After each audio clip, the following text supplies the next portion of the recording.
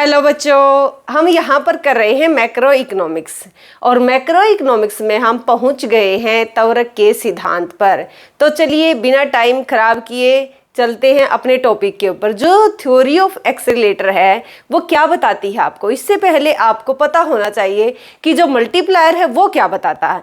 तो मल्टीप्लायर में आपने क्या सीखा? मल्टीप्लायर में आपने सीखा कि इन्वेस्टमेंट में चेंज होने से इनकम में कितना चेंज आएगा। एक तो बात ये थोड़ा सा आपके दिमाग में बिठा लीजिए, उसका थोड़ा सा इसको रिवर्स कर दीजिए। वहां पर क्या था? इन्वेस्टमेंट में चेंज होने से इनकम में कितना चेंज आएगा या आउटपुट में कितना चेंज आएगा। यहाँ पर आप बोलोगे कि आउटपुट में चेंज होने से इन्वेस्टमेंट में कितना चेंज आएगा। तो ये डिफरेंस समझ में आया। पहली बात ये है कि जो मल्टीप्लायर है या जो गुणक है वो डिपेंड करता है ऑटोनोमस इन्वेस्टमेंट के ऊपर, जिसको हिंदी में बोलते हैं स्वतंत्र निवेश। जो ऑटोनोमस इन्वेस्टमेंट है वो क्या होता है? वो इनकम इंडिपेंडेंट होता, यानी कि इनकम और प्रॉफिट से इंडिपेंडेंट होता, वो इनकम से प्रभावित नहीं होता। चाहे हमारी इनकम जीरो हो तब भी इतना इन्वेस्टमेंट किया जाएगा। इसलिए ऑटोनोमस इन्वेस्टमेंट को कई बार पब्लिक इन्वेस्टमेंट के नाम से भी जाना जाता है। उसके बाद जो आज हम कर रहे हैं the accelerator theory of investment, the accelerator theory of investment या त्वरक का सिद्धांत। जो ये सिद्धांत यहाँ पर आप कर रहे हो, इस सिद्धांत में उसमें ये डिफरेंस है कि ये इंड्यूस इन्वेस्टमेंट के ऊपर बेस्ड है। और इंड्यूस इन्वेस्टमेंट क्या होता है? प्रेरित निवेश। अब प्रेरित निवेश क्या होता है? जो इनकम और प्रॉफिट के साथ डिपेंडेंट है, या आप ये बोलो कि वो इनकम इनइलास्टिक था और ये इनकम इलास्टिक है, यानी कि आय लोचशील है प्रेरित निवेश, इंड्यूस इन्वेस्टमेंट। अब आपके मन में क्वेश्चन आया होगा कि ये प्रेरित और ऑटोनोमस इन्वेस्टमेंट होते क्या हैं। इनको मैं थोड़ा सा आपको एक बार रिकॉल करवा देती हूँ। ये आते हैं आप सभी को, बट लेकिन आप चीज़ों के ऊपर ध्यान नहीं देते ना, इसलिए स्किप हो जाते हैं। जब हम बात करते हैं ऑटोनोमस इन्वेस्टमेंट की, तो इसका मतलब होता है ये यहाँ पर इनकम होती है, यहाँ पर इन्वेस्टमेंट होता है। यहाँ पर आप देखिए जब आपकी इनकम जीरो तब भी इतना इन्वेस्टमेंट किया जा रहा है। जो एक तरीके से जो बहिर्जात जो फैक्टर होते हैं, जो एक्सोजीनियस जो फैक्टर होते हैं, ये उनके ऊपर डिपेंड करता है। जैसे पॉपुलेशन होगी, टेक्नोलॉजी होगी, उनके घटने बढ़ने से ही ये क्या होता है, उनके ज़्यादा या कम होने से ही ये इफेक्ट पड़ता है, इसके ऊपर ये घटता बढ़ता है। ये इनकम से इंडिपेंडेंट है। इनकम से इंडिपेंडेंट का मतलब होता है जब इनकम जीरो होगी तब भी इतना इन्वेस्टमेंट किया जाएगा। इसलिए कई बार इसको हम पब्लिक इन्वेस्टमेंट या जो गवर्नमेंट इन्वेस्टमेंट करती है उसके नाम से भी जानते हैं। जो गुणक था या मल्टीप्लायर था वो बेस्ड था ऑटोनोमस इन्वेस्टमेंट के ऊपर, किसके? जो स्वतंत्र निवेश होता है। लेकिन आज हम जो कर रहे हैं ये बेस्ड है आपका इंड्यूस इन्वेस्टमेंट के ऊपर। इंड्यूस इन्वेस्टमेंट का क्या मतलब होता है? प्रेरित निवेश। जो प्रेरित निवेश होता है ये किसके ऊपर डिपेंड करता है? ये डिपेंड करता है इनकम के ऊपर, या इनकम एक तरीके से इनकम इलास्टिक होता है। ठीक है, ये क्वेश्चन पूछा जाता है कि जो मल्टीप्लायर है वो किसके ऊपर डिपेंड करता है? ऑटोनोमस के ऊपर। ये किसके ऊपर डिपेंड करता है? इंड्यूस के ऊपर। अब इंड्यूस या प्रेरित होता क्या है? इसका मतलब होता है ये इनकम के ऊपर डिपेंड करता है। इनकम होगी तो इन्वेस्टमेंट होगा, अदरवाइज नहीं होगा। ऑटोनोमस इन्वेस्टमेंट ऑलवेज पॉजिटिव होता है। और ये जो होता है वो आपका कितने तरीके का होता है? ये नेगेटिव भी हो सकता है, ये जीरो भी हो सकता है और ये पॉजिटिव भी। तो इसका मतलब आपने देखा कि ये इन्वेस्टमेंट कितने तरीके का? जीरो, पॉजिटिव और नेगेटिव तीनों तरीके का होगा। इसको जानने के लिए फुल फ्लैग यानी कि इन्वेस्टमेंट है क्या, ये आपको प्रॉपर इन्वेस्टमेंट वाला टॉपिक देखना पड़ेगा। अब यहाँ पर देखिए स्टार्ट करते हैं हम। एक्सेलरेटर को क्या बोलते हैं? त्वरक। अब यहाँ पर देखिए जो क्लासिकल है ना वो क्या कहते हैं, जो परंपरावादी अर्थशास्त्री हैं वो क्या कहते हैं? वो ये कहते हैं ना कि इन्वेस्टमेंट हमारा ब्याज के ऊपर डिपेंड करता है, कि ब्याज जितना ज़्यादा होगा उतना ही इन्वेस्टमेंट कम होगा, और ब्याज जितना कम होगा उतना इन्वेस्टमेंट ज़्यादा होगा। तो इन्होंने ब्याज और इन्वेस्टमेंट में, रेट ऑफ इंटरेस्ट और इन्वेस्टमेंट में कैसा रिलेशन बताया? इनवर्स रिलेशन बताया। इन्होंने ये कहा कि जो निवेश होता है ना, जो निवेश किया जाता, जो इन्वेस्टमेंट किया जाता वो ब्याज के ऊपर निर्भर करेगा। ठीक है। दूसरा यहाँ पर आप देखिए जो केन्ज है वो क्या कहता है कि इन्वेस्टमेंट जो ब्याज के ऊपर नहीं बल्कि रेट ऑफ इंटरेस्ट और इनकम के ऊपर भी डिपेंड करता है। ये नोट डाउन कर लीजिए, चाहे आप एस्टेट का पेपर देने वाले हो, चाहे केवीएस का, चाहे एनवीएस का, कहीं पर भी किसी भी, चाहे आप नेट का एग्जाम दे रहे हो, लेकिन ये बातें बार बार आपको ध्यान में रखनी पड़ेंगी। और ध्यान में कब रखी जाती है? जब बार बार आप चीज़ों को रिवाइज करते हो। जब तक आपको कंसेप्ट पक्का नहीं होगा तब तक कोई फायदा नहीं है चीज़ों को पढ़ने का। ठीक है। तो यहाँ पर देखिए आप, इन्वेस्टमेंट किस किस का फंक्शन है, रेट ऑफ इंटरेस्ट और इनकम का। इनकम के साथ इसका पॉजिटिव संबंध है, ब्याज की दर के साथ इसका नेगेटिव संबंध है, ये ध्यान रखिए। ये मैं क्यों बता रही हूँ यहाँ पर, क्यों बता रही हूँ, क्योंकि इन्वेस्टमेंट जो एक्सेलरेटर है वो किसके ऊपर डिपेंड करता है, यानी कि एक्सेलरेटर की बात जो की जा रही है वो किसके साथ की जा रही है, इन्वेस्टमेंट के साथ, निवेश के साथ की जा रही है, इसलिए हमें निवेश का जिक्र करना पड़ा। अब आपसे अगर कोई ये पूछ ले कि इन्वेस्टमेंट होता क्या, ठीक है, तो कई तो बच्चे ऐसा आंसर देंगे, और आप कमेंट बॉक्स में भी आंसर दे सकते हो। क्या बोलोगे आप में कि मैंने गाड़ी ले ली, ठीक है, वो किसी राहुल नाम के व्यक्ति के पास पहले गाड़ी थी, उसको मैंने परचेज कर लिया, तो आप बोलोगे ये इन्वेस्टमेंट है, ठीक है ना, क्योंकि आपकी तरफ से तो इन्वेस्टमेंट, आपने तो पैसा लगाया। लेकिन नहीं, इकोनॉमिक्स के अंदर इन्वेस्टमेंट वही होता है, इन्वेस्टमेंट समझिए वही होता है जिससे इकोनॉमी में कुछ चेंज आए, जिससे इकोनॉमी में प्रोडक्शन, एम्प्लॉयमेंट, ये सारी अगर चीज़ें इंक्रीज करती हैं तो वो इन्वेस्टमेंट कहलाएगा, अदरवाइज नहीं कहलाएगा। सिर्फ नाम से, आप राहुल के पास गाड़ी थी, राहुल ने अपनी गाड़ी किसी राम नाम के व्यक्ति को सेल कर दी, अब सिर्फ राहुल से कहाँ पर चेंज हुआ है, राम के पास। अब ये सिर्फ नाम ही तो चेंज हुआ, गाड़ी नई नहीं बनी, किसी को रोजगार नहीं मिला, कुछ भी तो काम नहीं हुआ। तो इस तरीके के इन्वेस्टमेंट को हम बोलते हैं वित्तीय निवेश, या फिर बोलते हैं फाइनेंशियल इन्वेस्टमेंट। तो आप समझ गए, तो ये फाइनेंशियल इन्वेस्टमेंट होता है। रियल इन्वेस्टमेंट वो होता है जब इकोनॉमी के अंदर कुछ ना कुछ जनरेट हो, इनकम, एम्प्लॉयमेंट, जीडीपी, जब इन चीज़ें अगर बढ़ती हैं तो रियल इन्वेस्टमेंट है। और केन्स ने किसके बारे में बात की, रियल इन्वेस्टमेंट के बारे में ही बात की है। उसके बाद देखिए जो एक्सेलरेटर है, जो त्वरक है, वो कहता है कि जो इन्वेस्टमेंट है ना वो डिपेंड करता है आउटपुट के ऊपर। बिल्कुल सही बात है, ये देखिए सबकी अपनी अपनी जगह सही है। अब ये कहता है कि जो त्वरक है वो किसके ऊपर डिपेंड करता है, वो डिपेंड करता है, त्वरक जो है ना, हम बात करें त्वरक में, यानी कि एक्सेलरेटर में इन्वेस्टमेंट जो ना डिपेंड करता है आउटपुट के ऊपर। आउटपुट के ऊपर डिपेंड क्यों करता है, अब देखिए अगर आउटपुट नहीं, अगर मान लिया जाए कोई चीज़ मार्केट में बिक ही नहीं रही, किसी चीज़ का प्रोडक्शन हो ही नहीं रहा, तो फिर क्यों इन्वेस्टमेंट करोगे। कोई चीज़ प्रोड्यूस करनी होगी तभी तो चीज़ें इन्वेस्टमेंट की जाएंगी। मान लिया जाए गाड़ी कोई खरीदेगा ही नहीं तो गाड़ी क्यों बनेगी, और जब गाड़ी बने ही नहीं तो उससे ऐसी गाड़ियों में इन्वेस्टमेंट कौन करेगा। तो इसका मतलब क्या है कि जो इन्वेस्टमेंट है ना वो किसके ऊपर डिपेंड करेगा, आउटपुट के ऊपर डिपेंड करेगा। मैं आपको बता देती हूँ कि जो एक्सेलरेटर है ये क्या है। यहाँ पर देखिए जो एक्सेलरेटर है ये हम बोलते हैं, इसी को हमने नाम दिया है कैपिटल आउटपुट रेशो। क्या नाम दिया, कैपिटल आउटपुट रेशो। अभी बताऊंगी कैपिटल आउटपुट रेशो क्यों। इससे पहले मल्टीप्लायर का क्या मतलब था, मल्टीप्लायर को किस से डिनोट करते थे, के से। उसका मीनिंग क्या था, उसका ये था कि इन्वेस्टमेंट में चेंज होने से इनकम या आउटपुट में जो चेंज होगा, इसको हम बीटा से भी डिनोट कर देते हैं, कई बार आपको वी से भी डिनोट किया मिलेगा, कई जगह डब्ल्यू से मिलेगा। तो एक ही मतलब होता है त्वरक या एक्सेलरेटर। इसका मतलब होता है, इसका उल्टा कर दो कि इन्वेस्टमेंट ऊपर ले जाओ और आउटपुट नीचे ले आओ। तो इसका मतलब क्या है कि आउटपुट, ठीक है ना, ये किस चीज को दिखाता है, उसका आउटपुट में चेंज होने से इन्वेस्टमेंट में कितना चेंज आएगा, ये इस चीज को दिखाता है। अब यहाँ पर आप देखिए जब हम बात करते हैं इन्वेस्टमेंट की, तो इन्वेस्टमेंट कैसे निकलता, ये आज का इन्वेस्टमेंट है और ये पिछले साल का इन्वेस्टमेंट है। इन दोनों के डिफरेंस को हम बोलते हैं चेंज इन के, और इस चेंज इन के को हम बोलते हैं, इसी को हम बोलते हैं आई। ये ध्यान रखोगे ना आप, इसको क्या बोलते हैं, आई। आई का मतलब क्या है, इन्वेस्टमेंट। दूसरा इसके बाद देखिए जो इसको, इस इक्वेशन को आप ऐसे भी लिख सकते हो, KT+1 और माइनस में KT, ठीक है, इसको इस तरीके से लिख सकते हो।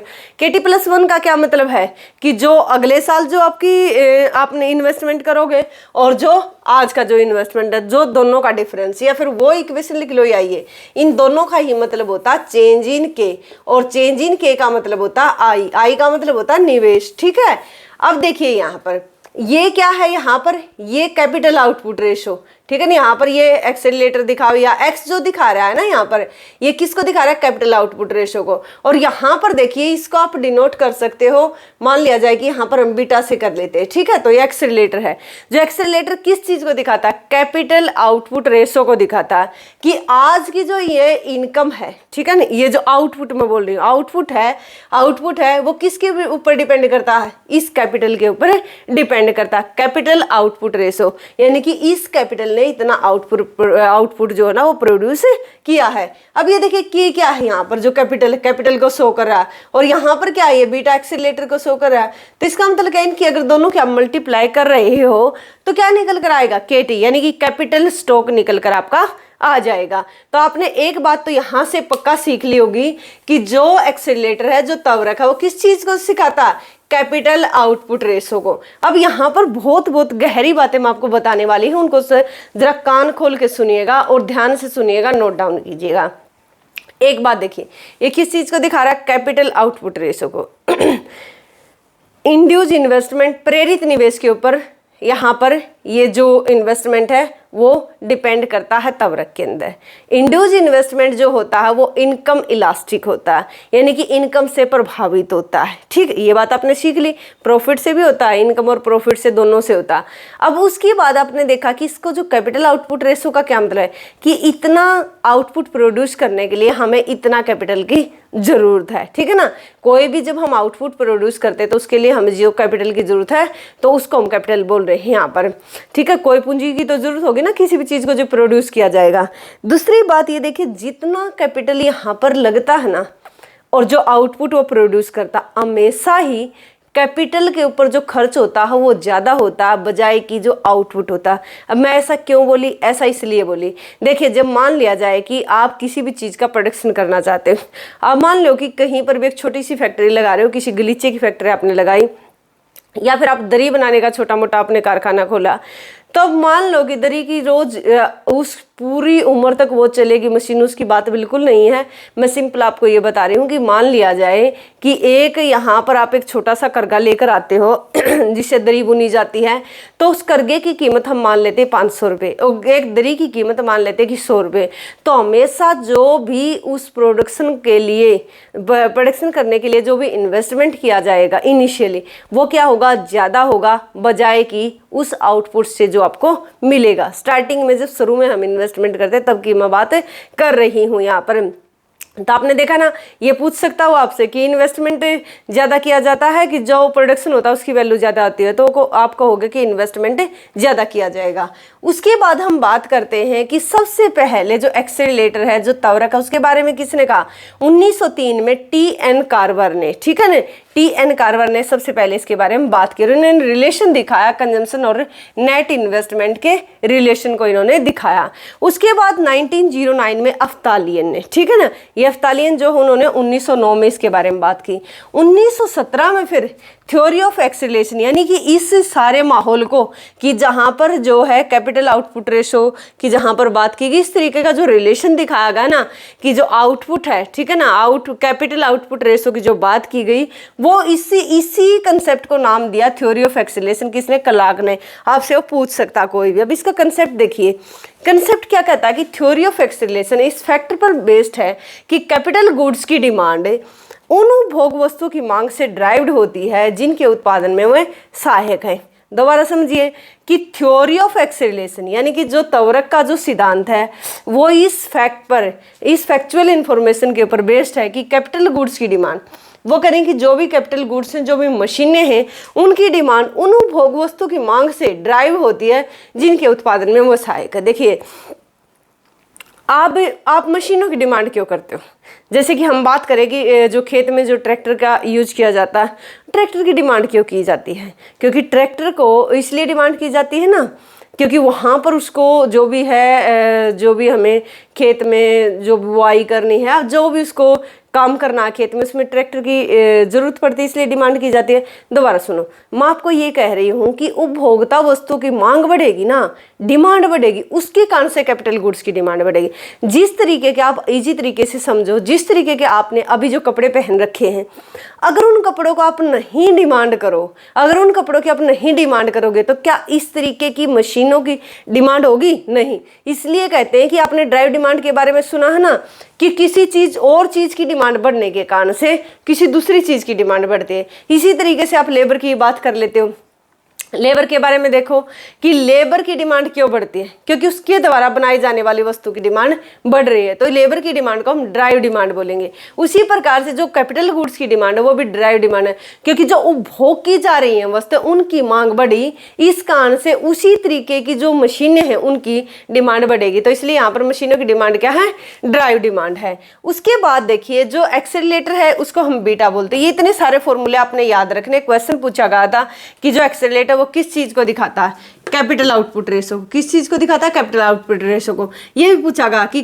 जो कार्वर है उन्होंने क्या बोला, कंजम्पशन और नेट इन्वेस्टमेंट के रिलेशन के बारे में किसने बताया, टी.एन. कार्वर ने। उसके बाद देखिए जो बीटा है ये एक्सेलरेटर है, ये त्वरक है, ये क्या है, या तो ये बोलो कंजम्पशन में चेंज होने से इन्वेस्टमेंट में कितना चेंज आएगा, वो भी क्या कहलाएगा, एक्सेलरेटर कहलाएगा। कंजम्पशन में चेंज होने से इन्वेस्टमेंट में जो चेंज आएगा। अब आप बोलोगे ऐसा क्यों है, ऐसा इसलिए है, देखिए हम बोलते हैं कि कैपिटल आउटपुट रेशो, कैपिटल क्या है यहाँ पर, इन्वेस्टमेंट ही तो है, ठीक है, ये क्या है, आउटपुट है।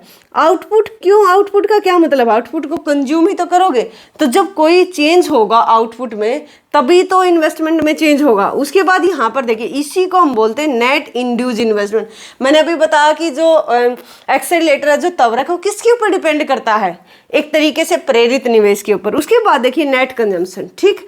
उसके बाद हाँ आप इसको बोल सकते हो इन्वेस्टमेंट में चेंज, आउटपुट में चेंज, या आप इसको बोल सकते हैं कैपिटल आउटपुट रेशो।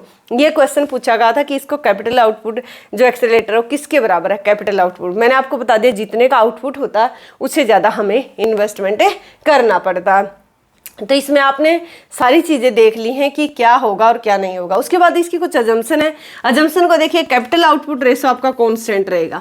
कांस्टेंट का यहाँ पर मतलब क्या है, ये मतलब है कि देखिए अगर मान लेते हैं कि इस तरीके का है कुछ 2/4 कुछ भी ले लेते हैं, यहाँ पर हम मानकर चलते हैं कि ये है, या हाँ ठीक है वो तब भी यही आएगा, ठीक है। मान लिया जाए कि 4/8 है, 4/8 को अगर कट करोगे तो कितना आएगा, 1/2, ठीक। दोबारा इसको देखो, 4 से इसको डबल कर दो 8, इसको 16 कर दो, तब भी कितना आएगा 1/2। तो इसका मतलब है जो ये 1/2 बार बार आ रहा है ना, तो ये कैपिटल आउटपुट रेशो यहाँ पर क्या रहेगा, कांस्टेंट रहेगा। जितना एक यूनिट प्रोड्यूशन करने के लिए जो कैपिटल चाहिए सेकंड यूनिट के लिए भी उतना ही चाहिएगी। रिसोर्स क्या है यहाँ पर, अवेलेबल है, जो भी आपको रिसोर्स चाहिए उनकी अवेलेबिलिटी है। दूसरा है कि एक्सेस कैपेसिटी नहीं है। अब ये ध्यान रखिएगा, ये क्वेश्चन पूछेंगे वो आपसे कि क्या जो त्वरक का सिद्धांत है उसमें एक्सेस कैपेसिटी है या नहीं है। आप बोलोगे नहीं है, इसका मतलब क्या है, इसका मतलब ये है कि जो मशीनें आप यूज कर रहे हो ना, मशीनें जो यूज कर रहे हो, मान लिया जाए कि जितनी भी डिमांड है 5 मशीनों की डिमांड है, मान लेते हैं मशीनों की कितने की डिमांड है, यहाँ पर जो मशीनें हैं वो 5 मशीनों की डिमांड है, तो 5 की 5 मशीनें ना काम पर लगी हुई हैं, और 5 मशीनें मान लेते हैं कि यहाँ पर दरी प्रोड्यूस कर रही हैं 50, ठीक। यदि यहाँ पर 10 दरी की और डिमांड बढ़े या 5 की बढ़े, जितनी बढ़े, तो इस बढ़ी हुई डिमांड को पूरा करने के लिए नया इन्वेस्टमेंट करना पड़ेगा। इसलिए करें कि एक्सेस कैपेसिटी नहीं है। ऐसा नहीं है कि ये स्टॉक में पड़ी हुई मशीनें वहाँ से उठाकर लगा दोगे, नहीं, मशीनें आपको नई लेनी पड़ेंगी, नया इन्वेस्टमेंट आपको करना पड़ेगा। ये इसकी अजम्पशन है और अजम्पशन को आप बदल नहीं सकते, ये बात बोली गई है।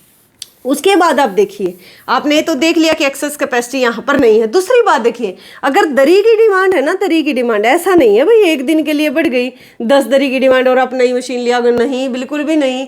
दरी की डिमांड कॉन्टिन्यूस बढ़नी चाहिए, डेली दरी की जो डिमांड है ना वो आनी चाहिए, तब लगातार देख देख कर ही तब देखेंगे कि भाई लेनी है या नहीं लेनी है। अगर दरी की डिमांड कॉन्टिन्यूस बढ़ेगी, इंक्रीज होगी, तो नई मशीन ली जाएगी, अदरवाइज नहीं ली जाएगी। तो समझ गए आप, डिमांड भी कैसी होनी चाहिए, कॉन्टिन्यूस होनी चाहिए, कांस्टेंट रेट से बढ़े। इंक्रीज हुई डिमांड कांस्टेंट हो। पूंजी और साख की पूर्ति लॉसदार है। इसका मतलब क्या है कि जो भी आपको पूंजी चाहिए, जो भी आपको क्रेडिट चाहिए, जो इन्वेस्टमेंट करने के लिए, वो आपको मिल जाएगा आराम से। बैंक से आपको पैसा अवेलेबल है, मिल जाएगा। आप जितना पैसा इन्वेस्ट करना चाहोगे मिल जाएगा, उसकी कोई कमी नहीं है।